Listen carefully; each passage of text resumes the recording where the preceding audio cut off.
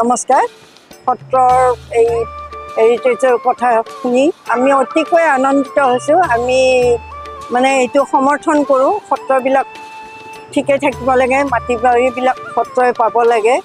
আমি সঁচাকৈ খুব আনন্দিত হৈছোঁ। চৰকাৰে যে এইখিনি পদক্ষেপ লৈছে সেইকাৰণে আমি ভাল পাইছোঁ। নমস্কাৰ। বিধানসভাত যিখন বিধেয়ক উত্থাপিত হৈছে সেইমতে সত্ৰসমূহৰ মাটি নামঘৰ যাতে বিদেশীয়ে কোনো কাৰণতে যাতে দখল কৰিব নোৱাৰে, উচ্ছেদিত কৰিব নোৱাৰে, আৰু মহাপুৰুষ দুজনা গুৰু শ্ৰীমন্ত শংকৰদেৱ, শ্ৰীমন্ত মাধৱদেৱ গুৰুৱে সৃষ্টিৰাজি যি দি থৈ গৈছে সেইখিনি যাতে আমি সকলোৱে ভালকৈ ৰাখিব পাৰোঁ, এইখিনি পৰিৱেশন কৰিব পাৰোঁ। কোনোৱে যাতে ইয়াত আহি বিভেদ সৃষ্টি কৰিব নোৱাৰে, আৰু সত্ৰসমূহৰ মাটি এইখিনি যাতে সুস্থভাৱে সুৰক্ষিতভাৱে ৰাখিব পাৰোঁ, এইখিনি চৰকাৰে যি পদক্ষেপ লৈছে তাৰ কাৰণে আমি নথৈ আনন্দিত। নমস্কাৰ।